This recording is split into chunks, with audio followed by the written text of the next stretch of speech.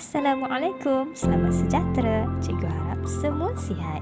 Dalam pesan kaunselor hari ini, cikgu ingin berkongsi dengan pelajar-pelajar cikgu tentang rahsia tidak stres dan tension menjelang peperiksaan. Antaranya adalah bayangkan kejayaan bukan kegagalan. Awak boleh jadi stres kalau awak asyik membayangkan kegagalan. Pemikiran seperti, kalau saya gagal macam mana? Kalau tak boleh jawab? Kalau saya lupa semuanya? Okey, stop. Berhenti fikir macam tu. Sebaliknya, bayangkan yang awak dapat jawab semua soalan dengan baik. Lepas tu, bayangkan awak jadi pelajar yang cemerlang, best student. Bayangkan je dulu. Sebab apa? Tingkah laku awak, perasaan dan fisiologi awak semuanya dipengaruhi oleh pemikiran awak sendiri.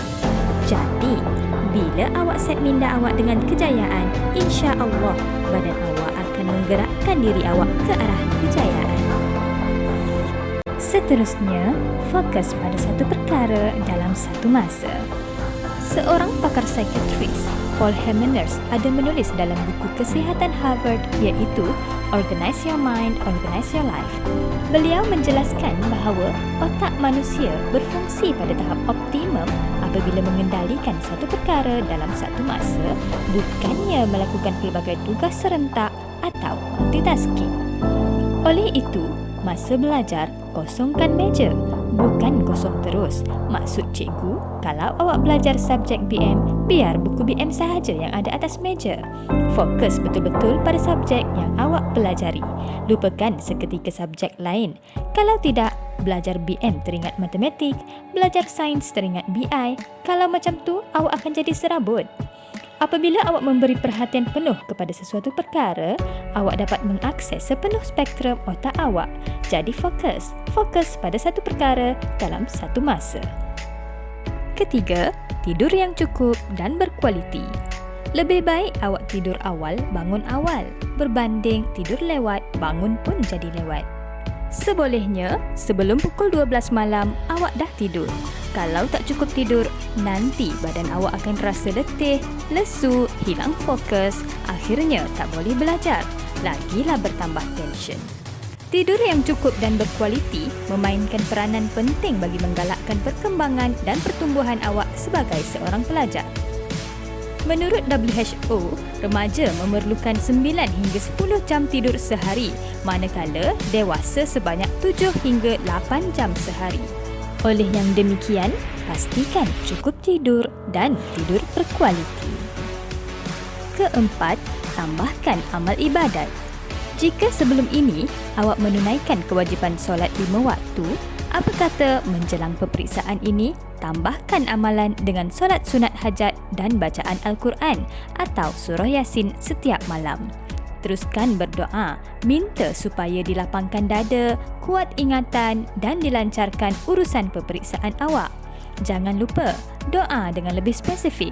Kalau awak inginkan straight A's, minta dikurniakan straight A's. Mintalah. Kalau bukan meminta dengannya, dengan siapa lagi? Berdoa secara tepat itu adalah usaha awak, seorang hamba untuk memohon kepada Allah dengan bersungguh-sungguh agar doa awak dikabulkan. InsyaAllah. Kelima, berhenti membenci, berdendam, bermusuh. Sebaliknya, mula memaafkan. Mungkin ada seseorang yang telah membuatkan awak rasa sakit hati, geram, benci sekaligus susah untuk awak maafkan. Tetapi, sampai bila? Ia hanya akan membuatkan awak rasa tidak tenteram, resah, gelisah dan tidak boleh fokus terhadap pelajaran. Peperiksaan makin dekat. Maafkan sahaja. Memaaf dan melupakan kesalahan orang lain kepada kita, itu lebih baik di sisi Allah. Keenam, dapatkan sokongan ibu bapa, guru dan kawan-kawan. Kalau awak hormat, hargai dan bersopan dengan ibu bapa, guru dan kawan-kawan, mereka akan mudah untuk menyokong dan memberi semangat kepada awak untuk berjaya.